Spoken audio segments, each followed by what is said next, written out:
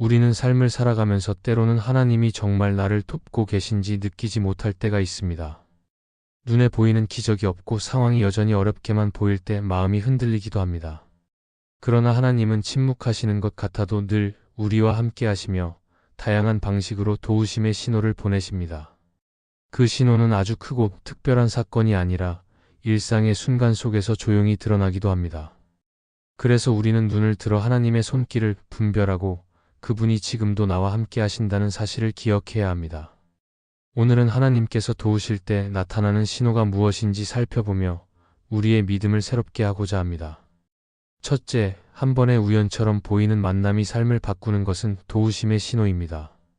우리의 인생을 되돌아보면 계획하지 않았던 만남이나 예상하지 못했던 기회가 삶의 방향을 바꾸는 경우가 있습니다.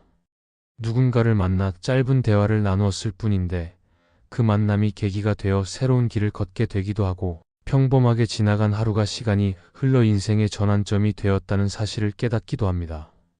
사람의 눈에는 단순히 우연처럼 보이지만 믿음의 눈으로 보면 그것은 하나님께서 미리 준비하신 도우심의 신호일 수 있습니다. 하나님은 우리의 삶을 섬세하게 다루시는 분이시며 아무 의미 없어 보이는 순간조차도 사용하셔서 당신의 뜻을 이루십니다. 그러므로 우리가 경험하는 우연 같은 만남 속에는 하나님의 인도하심이 숨어 있다는 것을 기억해야 합니다. 성경 속 룻의 이야기가 좋은 예가 됩니다. 룻은 시어머니 나오미를 따라 베들레헴으로 돌아와 하루하루 생계를 위해 이삭을 주우러 나갔습니다. 그런데 우연히 들어간 밭이 바로 보아스의 밭이었습니다. 그 만남은 겉으로 보기에는 단순한 생계 활동 중 일어난 우연 같았지만 사실은 하나님께서 준비하신 도우심의 신호였습니다. 그 만남을 통해 룻은 새로운 가정을 이루었고 결국 다윗의 조상이 되는 은혜를 누렸습니다. 작은 만남이었지만 하나님이 계획하신 길 위에서 룻의 인생 전체가 바뀌었던 것입니다. 신약에서도 마찬가지입니다.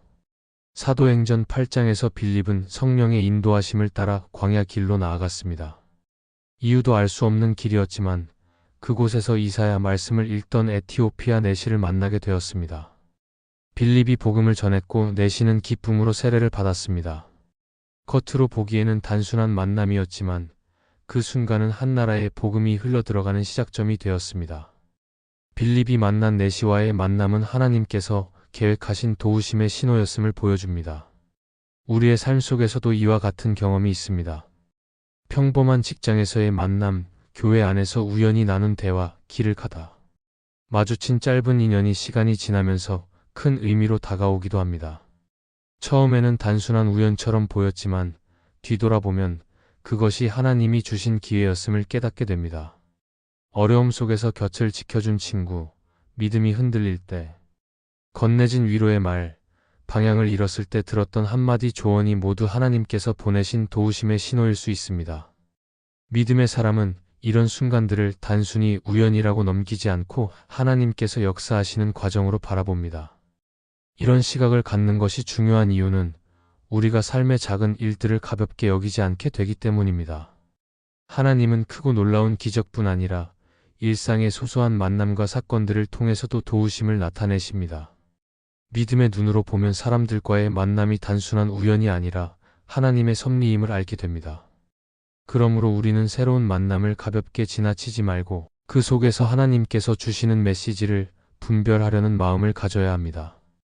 때로는 내가 원하지 않았던 만남이 오히려 나를 성장시키는 기회가 되기도 하고 예상치 못한 인연이 새로운 길을 여는 열쇠가 되기도 합니다. 하나님은 우리의 삶을 그렇게 이끌어 가십니다. 아무 계획 없는 우연처럼 보이는 순간에 하나님의 손길이 담겨 있고 작은 만남이 큰 역사의 시작이 되기도 합니다. 따라서 우리는 하루의 삶 속에서 만나는 모든 순간을 소중히 여기며 하나님께서 어떤 신호를 주시는지 귀 기울여야 합니다. 결국 우연처럼 보이는 만남이 삶을 바꾸는 것은 단순한 행운이 아니라 하나님의 도우심의 신호입니다. 믿음의 사람은 이런 순간을 바라보며 하나님께 감사하고 그 만남을 통해 주실 하나님의 계획을 기대합니다. 우리가 만나는 모든 사람과 사건 속에서 하나님의 섭리를 발견할 때 우리의 믿음은 더욱 단단해지고 하나님과의 동행은 더 깊어집니다. 그러므로 눈앞에 일어나는 작은 우연을 우연으로만 보지 말고 하나님의 도우심을 깨닫는 눈을 가지는 것이 필요합니다. 그렇게 할 때 우리는 삶의 모든 자리가 하나님의 은혜의 신호로 가득 차 있음을 경험하게 될 것입니다. 둘째, 혼란스러운 상황 속에서도 분명한 확신이 생기는 것은 동행하심의 증거입니다. 사람은 누구나 삶에서 혼란을 겪습니다. 계획대로 되지 않고 상황이 뒤엉킬 때 마음은 쉽게 흔들리고 무엇을 선택해야 할지 몰라 두려움에 빠집니다. 그러나 바로 그런 순간에도 하나님께서 함께 하실 때는 신기하게도 마음 한가운데 확신이 생깁니다. 환경은 여전히 복잡하고 문제는 그대로 남아있지만 그 속에서 하나님이 인도하신다는 분명한 확신이 자리 잡는 것입니다. 이것이 바로 하나님의 도우심이며 주님이 동행하고 계신다는 증거입니다. 세상은 여전히 요동치지만 마음속에 평안과 확신이 있다면 그것은 결코 내 힘으로 생기는 것이 아니라 성령께서 주시는 은혜입니다. 성경에서 요셉의 삶을 보면 이해할 수 없는 혼란의 연속이었습니다. 형들에게 미움을 받아 노예로 팔렸고 억울하게 누명을 쓰고 감옥에 갇히기도 했습니다. 그러나 요셉은 그 모든 상황 속에서도 하나님이 자신과 함께 하신다는 확신을 잃지 않았습니다. 창세기는 요셉이 가는 곳마다 하나님이 함께 하셨다고 기록합니다. 바로 그 확신이 있었기에 그는 포기하지 않고 오히려 성실히 자기 자리를 지킬 수 있었고 결국 애굽의 총리가 되는 하나님의 뜻을 이룰 수 있었습니다.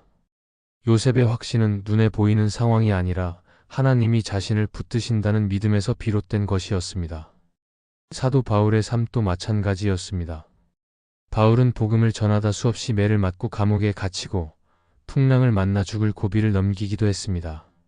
그러나 그는 언제나 하나님이 자신을 부르셨고 끝까지 인도하신다는 확신을 가지고 있었습니다. 그래서 감옥에서도 찬송할 수 있었고 사람들 앞에서도 담대하게 복음을 전할 수 있었습니다. 혼란의 한가운데서도 확신이 흔들리지 않았던 것은 하나님이 주신 내적 확신 때문이었습니다. 우리의 삶도 이와 같습니다. 때로는 앞이 보이지 않고 어떤 선택을 해야 할지 알 수 없는 순간이 찾아옵니다. 직장에서의 갈등, 가정의 문제, 관계의 상처 속에서 방향을 잃고 흔들릴 때가 있습니다. 그러나 하나님께서 동행하실 때는 혼란 속에서도 마음 한가운데 분명한 확신이 주어집니다. 이 길이 옳다고 믿어지는 내적 평안, 하나님께서 나와 함께 계신다는 깊은 확신이 생길 때 우리는 두려움 가운데서도 담대히 걸어갈 수 있습니다. 그것은 상황이 해결되어서 생기는 평안이 아니라 하나님이 주시는 도우심의 신호입니다. 이 확신은 사람의 지혜나 경험에서 오는 것이 아닙니다. 아무리 많은 지식을 가져도 아무리 앞날을 준비해도 혼란의 순간에는 인간적인 방법으로는 확신을 가질 수 없습니다. 그러나 성령께서 마음에 주시는 확신은 세상이 줄 수 없는 것입니다. 그래서 진짜 믿음을 가진 사람은 상황이 흔들려도 마음이 무너지지 않습니다. 세상이 주는 평안은 환경이 변하면 쉽게 사라지지만 하나님께서 주시는 평안은 어떤 상황에서도 지속됩니다. 바로 이것이 하나님이 우리와 동행하고 계신 증거입니다. 혼란의 시간에 주어지는 확신은 단지 마음을 편안하게 하는 것이 아닙니다. 그것은 우리의 걸음을 인도하는 힘이 됩니다. 확신이 있기 때문에 앞으로 나아갈 수 있고 믿음으로 순종할 수 있습니다. 하나님의 도우심은 우리의 상황을 단번에 바꿔주는 방식으로만 나타나지 않습니다. 오히려 상황은 그대로인데 마음의 담대함과 확신을 주셔서 그 상황을 이기게 하시는 방식으로 역사하십니다. 그렇기 때문에 혼란스러운 순간에도 하나님께서 주시는 확신이 있다면 그 자체가 이미 도우심의 신호입니다. 결국 인생의 혼란 속에서 생기는 분명한 확신은 하나님이 우리와 함께 하신다는 가장 확실한 증거입니다. 믿음을 가진 사람은 이 확신을 붙들고 흔들리지 않으며 세상은 여전히 불안해도 마음속 깊은 평안을 누립니다. 그러므로 우리는 혼란의 순간에도 하나님을 신뢰해야 합니다. 그러면 하나님께서 우리 마음에 확신을 주시고 그 확신은 삶을 붙드는 가장 큰 힘이 될 것입니다. 셋째, 주위의 환경보다 마음의 시선이 하나님께 고정되는 것은 도우심의 증거입니다. 사람은 누구나 눈에 보이는 환경에 쉽게 영향을 받습니다. 상황이 좋으면 기뻐하고 상황이 어렵게 보이면 쉽게 낙심합니다. 그러나 하나님께서 우리와 함께 하실 때는 외부의 환경보다 마음의 시선이 하나님께 고정되는 특별한 은혜를 경험하게 됩니다.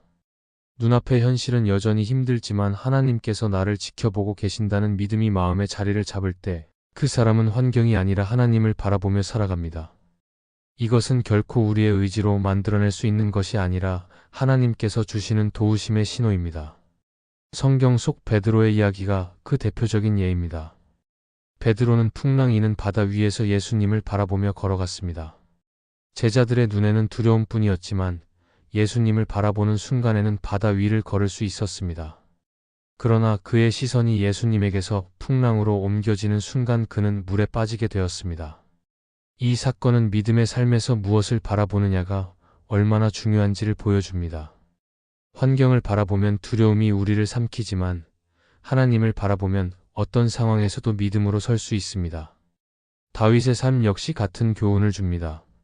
그는 어린 시절 골리앗 앞에 섰을 때 주위의 모든 사람들은 거대한 장수의 외모와 무기를 보고 두려움에 떨었습니다. 그러나 다윗은 골리앗을 바라본 것이 아니라 만군의 여호와의 이름을 바라보았습니다. 그래서 그는 작은 돌멩이 하나와 물매로 거인을 넘어뜨릴 수 있었습니다. 다윗이 승리할 수 있었던 이유는 상황이 유리했기 때문이 아니라 시선이 하나님께 고정되어 있었기 때문입니다. 하나님께서 함께 하실 때 사람은 불가능한 상황 속에서도 다른 눈을 가지게 됩니다. 우리도 삶을 살면서 수많은 환경의 압박을 받습니다. 경제적인 어려움, 인간관계의 갈등, 미래에 대한 불안이 끊임없이 마음을 흔듭니다. 그러나 하나님의 도우심이 임하면 환경은 그대로인데 마음의 시선이 달라집니다. 여전히 문제가 있지만 하나님을 바라보는 순간 그 문제의 크기보다 하나님의 크심을 더 크게 보게 됩니다. 그때 우리는 두려움 대신 평안을, 절망 대신 소망을 선택할 수 있습니다. 바로 이것이 하나님께서 우리 삶 속에 주시는 은혜이며 도우심의 신호입니다. 사람들은 종종 상황이 좋아지면 평안할 수 있다고 생각합니다. 그러나 믿음은 상황이 변해야만 평안한 것이 아닙니다. 진짜 믿음은 상황이 변하지 않아도 하나님을 바라보기 때문에 평안을 누릴 수 있는 것입니다. 그래서 주위의 환경보다 하나님께 마음을 고정하는 것은 믿음의 사람에게만 나타나는 특별한 증거입니다. 이것은 단순한 자기 암시나 긍정적인 사고가 아닙니다. 살아계신 하나님을 실제로 신뢰하기 때문에 가능한 일입니다. 이런 시선의 전환은 우리를 다른 삶으로 이끌어갑니다. 환경을 바라보면 쉽게 원망이 나오지만 하나님을 바라보면 감사가 나옵니다. 문제를 바라보면 두려움이 커지지만 하나님을 바라보면 기도의 자리로 나아가게 됩니다. 환경에 마음이 사로잡히면 포기하고 싶어지지만 하나님께 시선을 고정하면 끝까지 걸어갈 힘을 얻게 됩니다. 하나님은 우리를 혼자 두지 않으시고 언제나 함께 하시며 우리의 시선을 붙들어 주십니다. 결국 주위의 환경보다 마음의 시선이 하나님께 고정되는 것은 우리가 스스로 이룰 수 없는 은혜이며 하나님이 도우신다는 분명한 증거입니다. 환경은 언제든 바뀌고 문제는 끊임없이 찾아오지만 하나님께 시선을 고정한 사람은 그 모든 상황 속에서 흔들리지 않고 설 수 있습니다. 그러므로 우리는 날마다 하나님께 시선을 두고 문제보다 크신 주님을 바라보아야 합니다. 그렇게 할 때 우리의 삶 속에서 하나님이 도우신다는 확신이 더욱 분명해지고 어떤 상황 속에서도 믿음으로 살아갈 수 있습니다. 넷째, 외로운 시간에 하나님의 임재가 깊이 느껴지는 것은 도우심의 신호입니다. 사람은 누구나 외로움을 피할 수 없습니다. 많은 사람과 함께 있어도 마음 한편에 공허함이 남을 때가 있고 가족과 친구가 곁에 있어도 아무도 나를 온전히 이해해주지 못한다는 생각이 들 때가 있습니다. 특별히 신앙의 길을 걷는 사람들은 세상과 다르게 살아야 하기에 더 깊은 고독을 경험하기도 합니다. 그러나 하나님께서 도우실 때는 바로 그 외로운 순간이 하나님의 임재를 가장 선명하게 느끼는 시간이 됩니다. 환경은 변하지 않았는데 마음속에 설명할 수 없는 평안이 임하고 세상은 여전히 복잡한데 내 마음은 이상할 정도로 담대해질 때 그것은 하나님이 주시는 도우심의 신호입니다. 성경에 나오는 엘리야의 이야기를 떠올려 보십시오. 그는 갈멜산에서 바알 선지자들을 이기고 큰 승리를 거두었지만 곧바로 이세벨의 위협 앞에 두려 광야로 도망쳤습니다.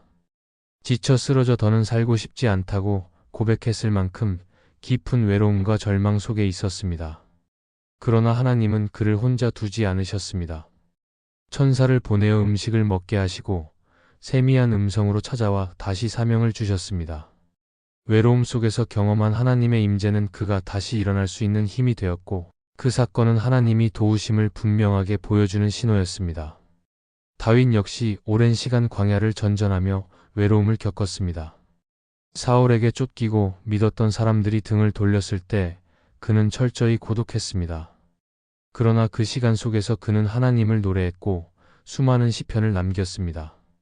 다윗의 노래는 외로움의 시간이 그에게 고통이 아니라 하나님의 임재를 경험하는 은혜의 시간이었음을 증언합니다. 우리의 삶에도 비슷한 순간이 있습니다. 사람들에게 둘러싸여 있어도 마음은 깊은 외로움에 빠질 때가 있습니다. 혼자 기도하는데 눈물이 흘러내리고 말씀을 읽을 때 설명할 수 없는 위로가 임하며 찬양하는데 마음이 뜨거워져 주님의 손길을 느낄 때가 있습니다. 이런 경험은 단순한 감정의 움직임이 아니라 하나님께서 우리와 함께 하시며 돕고 계신다는 분명한 증거입니다. 외로움 때문에 무너질 것 같았던 순간이 오히려 하나님을 깊이 만나는 기회가 되는 것입니다. 사람과의 관계가 주지 못하는 평안과 확신을 하나님이 직접 주실 때 외로움은 더 이상 고통으로 끝나지 않고 은혜의 통로가 됩니다. 팀 켈러는 그의 책 기도에서 이렇게 말했습니다. 고독은 인간의 결핍이 아니라 하나님을 더 선명하게 볼 수 있는 창문이다. 하나님을 찾는 사람은 고독 속에서 오히려 더 깊은 임재를 경험한다. 이 말은 외로움이 결코 저주가 아니라 하나님의 도우심을 경험하는 특별한 기회임을 잘 설명해 줍니다. 우리가 두렵고 답답해하는 시간에 하나님은 우리를 홀로 두지 않으시고 고독 속에서 자신을 더 선명히 드러내십니다. 그래서 신앙의 길을 걷는 사람에게 외로움은 피해야 할 순간이 아니라 하나님을 경험할 수 있는 귀한 자리입니다. 결국 외로운 시간에 하나님의 임재가 깊이 느껴진다면 그것은 분명히 도우심의 신호입니다. 하나님은 우리를 아시고 우리의 눈물을 보시며 혼자 있다고 느끼는 순간조차도 함께 하십니다. 외로움 속에서 주님을 더 가까이 만날 때 우리의 믿음은 더 단단해지고 그 만남은 다시 걸어갈 힘을 줍니다. 그러므로 외로움을 두려워하지 말고 그 시간을 하나님과의 교제의 자리로 삼아야 합니다. 그 순간에 임하는 하나님의 임재야말로 우리가 혼자가 아님을 보여주는 확실한 증거이며 도우시는 하나님의 손길을 가장 선명하게 드러내는 은혜의 순간입니다. 하나님의 도우심은 언제나 큰 기적이나 눈에 띄는 사건으로만 나타나는 것이 아닙니다. 때로는 우연처럼 보이는 만남을 통해, 때로는 혼란스러운 상황 속에서 주어지는 확신을 통해, 또 주위 환경보다 하나님께 시선을 두게 되는 은혜를 통해, 혹은 외로움 속에서 경험하는 임재를 통해 드러납니다. 이것은 하나님께서 늘 우리 삶 깊은 곳에서 함께 하시며 조용히 일하고 계신다는 신호입니다. 그러므로 우리는 상황이 어떠하든 낙심하지 말고 작은 순간 속에서도 하나님의 손길을 분별하는 눈을 가져야 합니다. 그 눈이 열릴 때 우리의 삶은 두려움보다 소망으로, 혼란보다 평안으로 채워지고 결국 하나님께서 지금도 우리와 동행하시며 도우신다는 확신 속에 담대히 걸어갈 수 있습니다. 이 말씀이 마음의 은혜가 되셨다면 좋아요와 구독으로 함께 해주세요. 그리고 댓글에 아멘이라고 남겨주시면 하나님의 은혜가 더 많은 사람들에게 전해질 것입니다. 여러분의 삶 위에 하나님의 은혜가 언제나 함께 하시기를 바랍니다. 감사합니다.